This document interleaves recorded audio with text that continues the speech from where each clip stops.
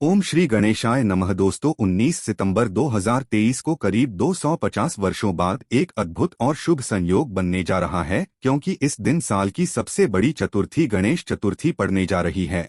और अगर आप इस दिन घर के इन कोनों में स्वस्तिक बना देते हैं तो इतना धन आएगा कि आप संभाल नहीं पाएंगे। साथ ही इससे आपके घर से बुरी शक्तियां का नाश हो जाएगा और कैसी भी आपकी मनोकामना हो वो तुरंत ही पूरी हो जाएगी। तो दोस्तों आज के इस वीडियो में हम आपको बताएंगे कि गणेश चतुर्थी के दिन घर में इस जगह स्वस्तिक बना देते हैं तो गणेश भगवान बहुत ही शीघ्र प्रसन्न होकर आपकी सभी मनोकामना पूर्ण कर देते हैं। तो जानेंगे स्वस्तिक से जुड़ा वो कौन सा उपाय और कौन सी पूजा विधि है जिससे गणेश भगवान खुश होकर गणेश चतुर्थी पर आपकी सभी मनोकामनाएं पूर्ण कर देंगे। और दोस्तों यदि आप भी अपने जीवन में गणेश भगवान की कृपा पाना चाहते हैं तो इस वीडियो को लाइक करके कमेंट में ओम श्री गणेशाय नमः लिखना न भूले। दोस्तों किसी भी शुभ काम के पहले या किसी भी नई चीज के इस्तेमाल से पहले उसमें कुमकुम सिंदूर या हल्दी का स्वास्तिक बनाने की प्रथा सदियों से चली आ रही है। ऐसा माना जाता है कि ये घर में खुशहाली लाने का एक आसान तरीका है। स्वास्तिक को मंगल ग्रह का प्रतीक माना जाता है,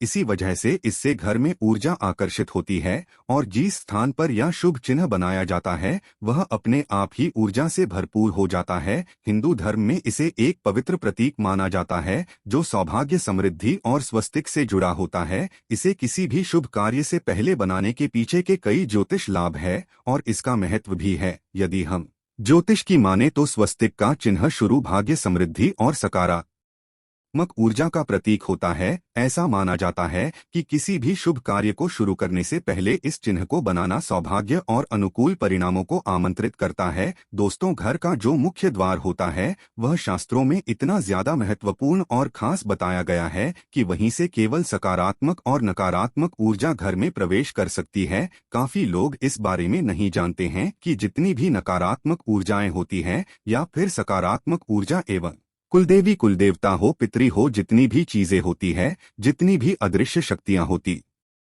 है वह केवल घर के मुख्य दरवाजे से ही घर में प्रवेश कर सकती है। लेकिन काफी लोगों के घरों में ऐसा होता है कि इतनी नकारात्मक ऊर्जाएं वास करने लग जाती है कि उनका अपने खुद के घर में मन नहीं लगता है और बिल्कुल ऐसा मन करता है कि घर से बिल्कुल किसी भी प्रकार से बाहर निकला जाए। और यह चीजें आपने खुद भी काफी बार देखी होंगी कि जब भी आप घर से बाहर रहते हैं उस समय तो आपका मन बिल्कुल ठीक रहता है, लेकिन जैसे ही घर में प्रवेश करते हैं इस प्रकार से लगता है कि ना जाने कितनी नकारात्मक शक्तियों ने आपको घेर लिया है। तुरंत ही बहुत ज्यादा घबराहट, बेचैनी हो जाती है। काफी लोग उनके बारे में बताते भी हैं और पूछते भी हैं। तो दोस्तों आपको बता दें कि जब भी इस प्रकार होता है कि घर में नकारात्मक ऊर्जा वास करें तो आप समझ जाएं कि उन दिनों में फिर कोई भी कार्य आपका बनने वाला बिल्कुल भी नहीं है। जितनी भी आप कार्य करेंगे उन सभी कार्यों में बिल्कुल ही निराशा हाथ लगने वाली है, क्योंकि जितनी भी शुभ लाभ, सुख, समृद्धि, धन की चीजें होती है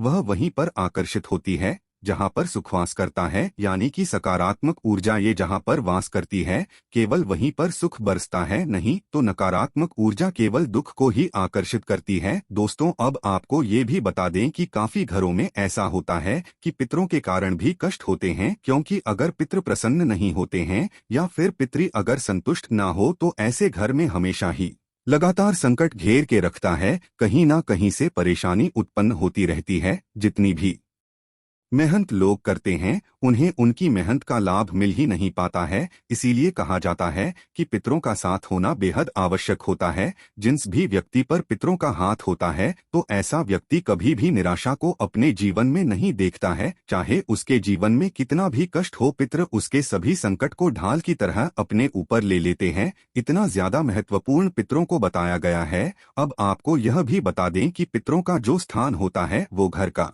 मुख्य द्वार होता है। घर के मुख्य द्वार पर जो ऊपर वाला स्थान होता है वहीं पर पितृ और कुलदेवी, कुलदेवता वास करते हैं। जिससे घर के पितृ स्ट्रांग नहीं होते हैं या फिर कुलदेवी, कुलदेवता स्ट्रांग नहीं होते हैं तो उस घर में हमेशा ही नकारात्मक ऊर्जा वास करती है। और जहां पर नकारात्मक ऊर्जाएं निवास करती है वहां पर घर के सभी लोगों में आपस में इस तरह से लड़ाई होती है, इस तरह से युद्ध होता है कि जैसे पता नहीं कितने बड़े दुश्मन हो। तो आपको यह भी बता दें यह सभी चीजें केवल नकारात्मक ऊर्जाओं के कारण होती है। अगर घर में सकारात्मक ऊर्जा आए हो तो वहां के सभी लोग समझदार हो जाते हैं, शांत हो जाते हैं, संतुष्ट हो जाते हैं। लेकिन अगर नकारात्मक ऊर्जा किसी घर में वास करती हो तो वहां पर बीमारी होना, हमेशा ही तनाव बना रहना, चिंता बनी रहनी, धन की समस्याएं होना, कर्ज बढ़ जाना, शत्रु का घेर लेना, इस प्रकार की सभी नकारात्मक ऊर्जा ये वहां होने लग जाती है। तो सबसे पहले आप इस चीज को यह समझे कि आपके घर का जो मुख्य दरवाजा है,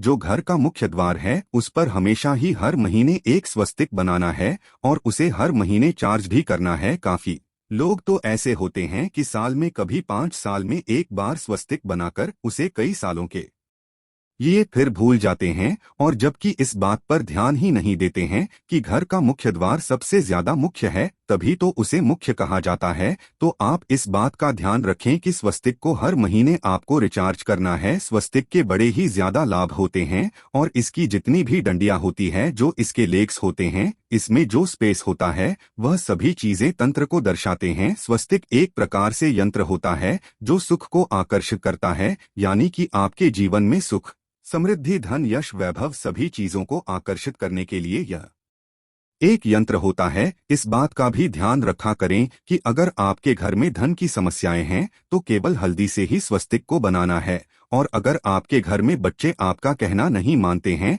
धन की समस्याएं भी होती रहती हैं, तब आपको अष्टगंध का इस्तेमाल करना है, या सिंदूर में चंदन मिलाकर भी स्वास्तिक घर के मुख्य द्वार पर बनाया जा सकता है। इससे बहुत ही ज्यादा लाभ मिलते हैं। ये गुप्त विधि है कि सिंदूर में आपको चंदन मिलाकर ही स्वास्तिक को बनाना है।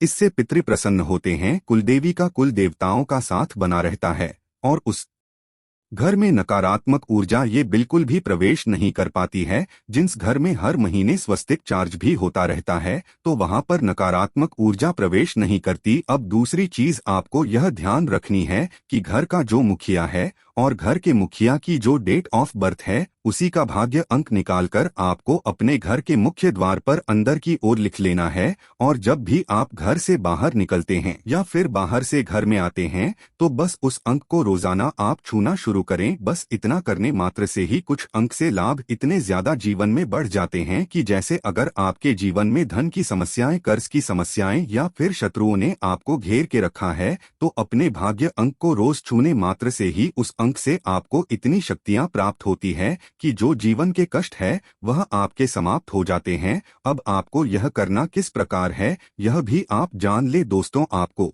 अपनी जन्म तिथि को, यानी कि मंथ को, डेट को, ईयर को, तीनों चीजों को एक साथ कैलकुलेटर में प्लस कर देना है। 4 अंकों का डिजिट निकालिएगा, फिर चारों अंकों को भी अलग अलग करके प्लस कर देना। बस सिंगल डिजिट आपको निकालनी है। जब तक सिंगल डिजिट नहीं निकल जाती है, तब तक सभी अंकों को एक दूसरे से प्लस करते जाए, और जब सिंगल डिजिट निकल जाती है 1 से 9 के बीच में, तो बस वही आपका भाग्य अंक है। इस अंक को अपने घर के मुख्य द्वार पर इस प्रकार से लिख ले कि घर से बाहर जाते समय इसको छुए, और जब बाहर से अंदर आए तब भी इसको रोज छुए। अब जो घर के और भी लोग हैं वो अपने लिए भी करना चाहते हैं, तो वह अपने अलग अलग कमरे में या किसी भी दीवार पर अलग किसी भी कागज पर लाल पेन से या फिर लाल स्केच पेन से अपने भाग्य अंक को लिख सकते हैं, या फिर जहां पर आप सोते हैं बस वहीं पर छोटा सा आप अपना भाग्य अंक लिखकर रख लें और उसको छूना शुरू करें। सिर्फ इतना करने मात्र से नसीब बहुत ज्यादा बलवान बनता है। और अगर आप अपने भाग्य अंक के संपर्क में रहते हैं, यानी कि अपनी सराउंड ही को अपने भाग्य के अनुसार बनाते हैं, तो जीवन में सफलता निश्चित ही आती है। अब आप यह देखिए कि भाग्यांक केवल डिजिट नंबर या कोई एक अंक नहीं है, बल्कि यह चीजें आपके घर की अदृश्य शक्तियां को दर्शाती है। यानी कि इस भाग्यांक में आपने जन्म लिया है, तो इस प्रकार से आप अपने भाग्य की जो है उससे संपर्क में जुड़ जाते हैं, और वहीं से आपको हीलिंग प्राप्त होती है। आपको यह भी बता दें कि जितनी भी अदृश्य शक्तियां होती है, जितनी भी सकारात्मक शक्तियां होती है, वह एक प्रकार से एंगल ही कही जाती है। यानी कि ये इतने ज्यादा अच्छे होते हैं कि बस केवल आपकी मदद करना चाहते हैं। अगर आप किसी भी तरह से उनसे संपर्क बनाना जान जाते हैं, तो चाहे आप उन्हें फिर कुछ भी कहें, निश्चित ही आपके कार्य को करते हैं। बल्कि सकारात्मक ऊर्जा का कार्य केवल इतना ही है कि वह उस व्यक्ति की मदद करें जो केवल दुख में होता है, परेशानी में होता है या जो भी जिस भी व्यक्ति के जीवन में संकट हो, अगर वो उन अदृश्य शक्तियों से संपर्क बना लेता है तो उसे निश्चित ही सहायता सफलता प्राप्त होती है, यानी कि हर तरह से बस वह आपकी मदद करना चाहते हैं। इसी प्रकार से नकारात्मक ऊर्जा जो होती है वो केवल जीवन से सुख को खाना चाहती है, दुख देना चाहती है, कष्ट देना चाहती है। तो जो नकारात्मक ऊर्जा होती है उससे तो लोग संपर्क बना लेते हैं, गलत कर्म करके, गलत चीजों को करके, गलत गलत कार्य करके, लेकिन उन्हें इस बारे में जानकारी नहीं होती है कि सकारात्मक ऊर्जा से किस प्रकार संपर्क बनाया जाता है। तो आपको यह भी बता दें कि अगर आप दूसरों के लिए, चाहे कोई आपका शत्रु भी हो, उनके लिए भी अच्छा सोचते हैं, केवल अच्छा ही बोलते हैं, सबको केवल यही कहते हैं कि कल्याण हो, सबको आशीर्वाद देते हैं, तो बस यह आप समझ लें कि सकारात्मक ऊर्जा ने घेरा बनाकर आपको घेर लिया है और कोई भी कष्ट, कोई भी परेशानी आपके जीवन में बिल्कुल भी नहीं आ सकती है। और यह बात बिल्कुल तंत्र से सिद्ध। और अगर आप इस चीज को करके देखेंगे कि जब भी आपको कोई बुरा बोले, बस अपने मन से आपको किसी के लिए बुरा नहीं बोलना है, बुरा नहीं सोचना है, कुछ भी गलत या नकारात्मक आपको अपने मन में नहीं लेकर आना है। बस केवल इतना 4 दिन आप खुद करके देखें, 5वें दिन आप खुद समझ जाएंगे कि कितनी ज्यादा बड़ी बात इस वीडियो में आपको पता चल गई है। क्योंकि जैसे ही आप दूसरों का भला सोचने लगेंगे, कल्याण सोचने लगेंगे, किसी के बारे में बुरा नहीं बोलेंगे, किसी को गलत नहीं कहेंगे और ना ही किसी के बारे में गलत करने की सोचेंगे, तो बस उसी समय से सकारात्मक ऊर्जा सेवक की तरह आपके कार्य करती है। जो भी आप चाहते हैं वह आपको लाकर देती है और किसी न किसी रूप से आपको यह भी संकेत देती है कि हम आपके आसपास है। इस बारे में और भी ज्यादा विस्तार से जानेंगे कि किस प्रकार सकारात्मक ऊर्जा संकेत देती है, किस प्रकार उनसे बात की जा सकती है और किस प्रकार से वह स्वप्न में भी आती है। क्योंकि जैसा कि आप जानते हैं कि नकारात्मक ऊर्जा घबराहट देकर, परेशानी, कष्ट देकर दर्शाती है कि नकारात्मक ऊर्जा आपके आसपास घूम रही है,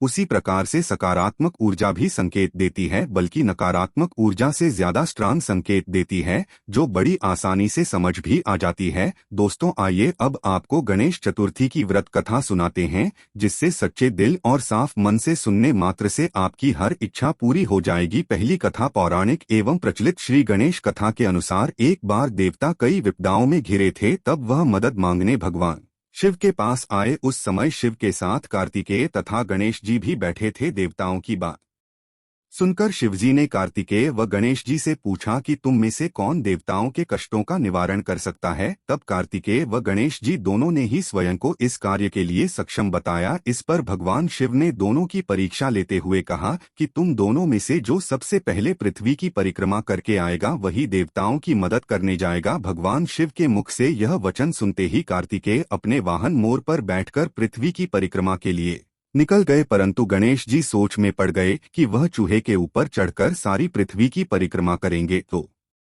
इस कार्य में उन्हें बहुत समय लग जाएगा। तभी उन्हें एक उपाय सूझा। गणेश अपने स्थान से उठे और अपने माता पिता की 7 बार परिक्रमा करके वापस बैठ गए। परिक्रमा करके लौटने पर कार्तिकेय स्वयं को विजेता बताने लगे। तब शिवजी ने श्री गणेश से पृथ्वी की परिक्रमा न करने का कारण पूछा। तब गणेश ने कहा, माता पिता के चरणों में ही समस्त लोग हैं। यह सुनकर भगवान शिव ने गणेश जी को देवताओं के संकट दूर करने की आज्ञा दी। इस प्रकार भगवान शिव ने गणेश जी को आशीर्वाद दिया कि चतुर्थी के दिन जो तुम्हारा पूजन करेगा और रात्रि में चंद्रमा को अर्घ्य देगा, उसके तीनों ताप यानी दैहिक ताप, दैविक ताप तथा भौतिक ताप दूर होंगे। इस व्रत को करने से व्रतधारी के सभी तरह के दुख दूर होंगे और उसे जीवन के भौतिक सुखों की प्राप्ति होगी। चारों तरफ से मनुष्य की सुख समृद्धि बढ़ेगी, पुत्र पौत्रादि धन ऐश्वर्य की कमी नहीं रहेगी। गणेश चतुर्थी व्रत की दूसरी कथा एक समय की बात है। राजा हरिश्चंद्र के राज्य में एक कुम्हार था। वह मिट्टी के बर्तन बनाता, लेकिन वे कच्चे रह जाते थे। एक पुजारी की सलाह पर उसने इस समस्या को दूर करने के लिए एक छोटे बालक को मिट्टी के बर्तनों के साथ आवा में डाल दिया। उस दिन संकष्टी चतुर्थी का दिन था। उस बच्चे की मां अपने बेटे के लिए परेशान थी। उसने गणेश जी से बेटे की कुशलता की प्रार्थना की। दूसरे दिन जब कुम्हार ने सुबह उठकर देखा तो आवा में उसके बर्तन तो पक गए थे, लेकिन बच्चे का बाल बांका भी नहीं हुआ था। वह डर गया और राजा के दरबार में जाकर सारी घटना बताई। इसके बाद राजा ने उस बच्चे और उसकी मां को बुलाया तो मां ने सभी तरह के विघ्न को दूर करने वाली संकष्टी चतुर्थी का वर्णन किया। इस घटना के बाद से महिलाएं संतान और परिवार के सौभाग्य के लिए संकट चौथ का व्रत करने लगी। तो दोस्तों, उम्मीद करते हैं आज की वीडियो से आपको लाभ अवश्य होगा। आज के लिए बस इतना ही। तो दोस्तों, आपको ये जानकारी कैसी लगी हमें कमेंट में अवश्य बताएं। वीडियो को लाइक करें और अपने दोस्तों के साथ भी शेयर करें और कमेंट में जय गजानन महाराज लिखना ना भूलें। धन्यवाद।